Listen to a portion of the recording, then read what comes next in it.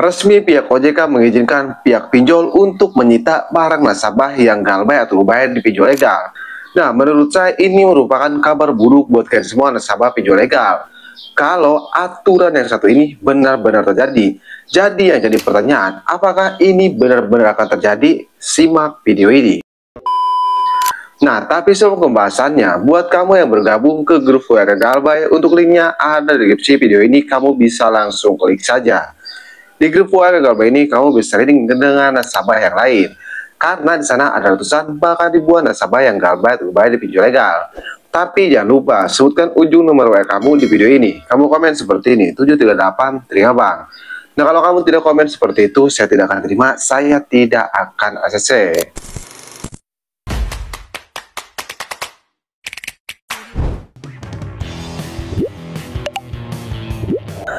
Seperti biasa, saya tidak akan berlama-lama, saya tidak akan bertele-tele.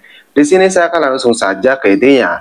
Ya, mungkin sebagian nasabah yang galbay atau bayar pinjol legal itu pasti berpikir, kalau kita tidak sanggup membayar pinjaman kita di pinjol legal, apakah barang kita itu akan disita oleh DC pinjol legal? Ya, banyak ya di luar sana yang seperti memberikan barangnya atau menukarkan barangnya untuk agar DC lapangan tidak datang lagi ke rumah kita.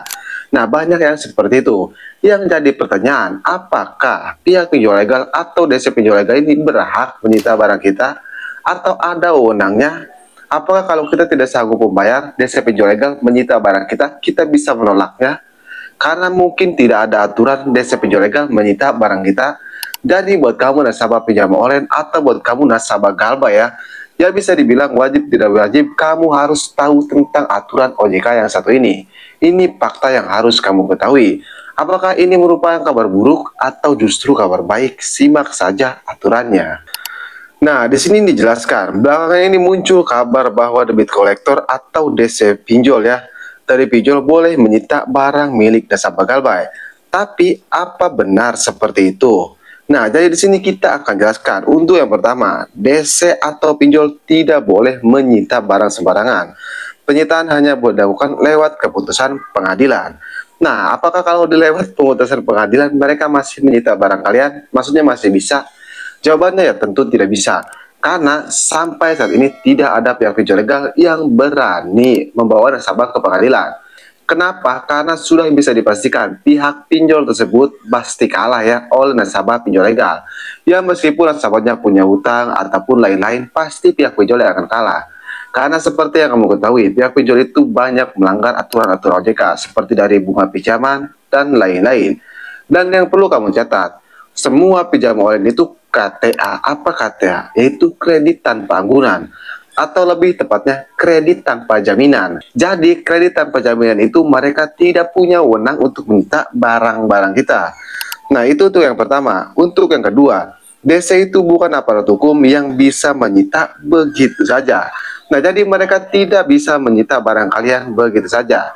Ya, kecuali kalian yang memberikan sendiri. Misalnya kalian tidak sanggup nih membayar pinjaman kalian di pinjol legal Kalian tidak punya uang sama sekali, tapi kan tidak ingin ditagih ataupun kan tidak ingin diteror. Nah, itu kembali lagi, kan bisa memberikan HP kalian atau lain-lain. Tapi menurut saya jangan seperti itu. Meskipun misalnya kalian tidak punya uang, kalian memberikan barang-barang berharga kalian. Ya, kalau kalian ingin membayar, ya kalian kumpulkan saja dulu uang kalian Jangan sampai mengorbankan barang-barang kalian. Emang yang namanya utang piutang itu wajib dibayar. Tapi kalau kadang kita tidak punya uang, seperti ekonomi kita sedang turun drastis, ya bagaimana lagi kan?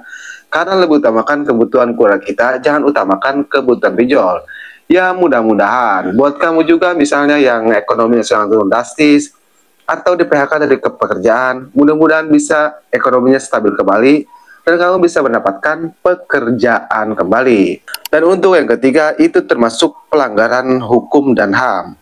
Keempat, perusahaan pinjol legal wajib menagih secara manusiawi tanpa intimidasi ataupun perampasan barang. Nah, di sini sudah jelas. Jadi buat kamu nasabah pinjam online atau buat kamu nasabah pinjol legal yang misalnya diancam nih oleh DC pinjol legal, jika tidak sanggup membayar hari ini, saya akan sita barang kalian. Nah, kalian tinggal setir aja aturan yang ini, kalian berikan deh ke DC pinjol legal yang mengancam kalian seperti itu. Saya berjamin mereka tidak akan berani lagi mengancam seperti itu. Karena mereka juga tahu, mereka tidak ada wewenang untuk menyita barang-barang kalian. Karena seperti yang saya bilang di awal, semua pinjaman online yang ada di Indonesia ini ya, itu KTA, kredit tanpa anggunan, atau lebih tepatnya kredit tanpa jaminan. Dan catatan penting yang harus kamu tahu, kamu juga berhak menolak jika DC pinjol legal memaksa atau mengambil barang kamu. Kamu bisa jelaskan aturannya atau kamu rekam deh DC lapangan tersebut yang misalnya ingin menyita barang kalian. Saya beri jamin deh DC lapangan tersebut akan langsung pergi dari rumah kalian. Karena seperti yang saya bilang, mereka juga tahu kalau mereka melanggar aturan dari pihak OJK. Jadi kalian bisa rekam saja. Dan untuk yang selanjutnya, catatan penting di sini ada rekam dan laporkan. Seperti yang saya bilang tadi ya, kan acam dan laporkan ke pihak OJK ataupun ke pihak yang berwajib. Seperti itu, DC legal hanya boleh melakukan penagihan saja. Jadi sudah jelas kan, DC pinjol legal tidak berhak menyita barang kita ataupun tidak ada wewenang. Emang yang namanya utang piutang emang wajib dibayar. Tidak ada yang nyuruh buat kamu tidak bayar ya. Tidak ada. Cuman kalau mereka menyita dan melanggar aturan, ya kalian bisa tolak saja. Kalian bilang saja, kalian bisa mengumpulkan uang dan membayar pinjaman kalian. Tidak harus menyita seperti itu. Tapi yang jadi pertanyaan, apakah sejauh ini sudah ada banyak nasabah yang disita barangnya oleh DC pinjol legal? Ya bisa dibilang udah banyak, cuman kita tidak tahu saja. Ya seperti di sini ya, maksudnya seperti yang saya tahu, itu ada beberapa yang seperti itu. Tapi sebenarnya itu bukan masuk ke pihak perusahaan pinjolnya. Justru misalnya barang-barangnya itu malah ke DC pinjol legal tersebut. Maksudnya diambil oleh DC pinjol tersebut. Lebih tepatnya data kalian cuman di backup doang. Nah, cuman di backup kalian tidak ditagih, kenapa kalian masuk si OJK, utang kalian tidak lunas. Nah, jadi kerugiannya bukan hanya barang kalian yang hilang saja, tapi utang kalian pun tidak termasuk. Maksudnya utang kalian itu tidak dihapuskan ya. Justru barangnya hanya untuk DC tersebut saja. Emang kan tidak ditagih lagi oleh DC pinjol tersebut karena tadi kalian sudah di backup namanya oleh DC lapangan tadi. Karena kalian sudah memberikan barang-barang berharga kalian. Tapi yang jadi pertanyaan, apakah kalau kalian memberikan barang-barang berharga kalian, utang kalian itu berkurang atau utang kalian dilunaskan? Nah, sebenarnya yang terjadi, barang kalian itu tidak termasuk ke perusahaan, tapi barang kalian hanya masuk ke DC pinjol tersebut saja. Karena kan pihak pinjol legal tidak ada wewenang untuk menyita barang kalian dan mereka itu bukan aparat hukum.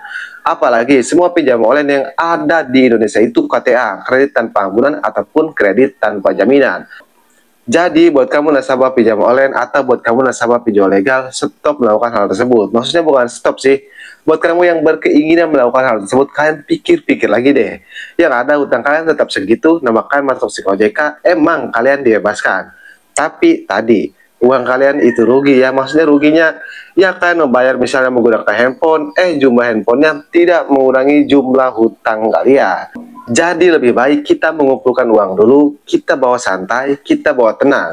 Karena yang bikin kita panik, yang bikin kita takut itu justru diri kalian sendiri. Sebelumnya kamu harus tahu, galbay di pinjol legal itu tidak seram yang kita bayangkan. Resiko terberatnya saja ya, entah kamu galbay belasan juta ataupun puluhan juta, resiko terberatnya hanya nama kamu masuk strik OJK saja. Jadi di mana seramnya? Jadi tidak usah seperti itu.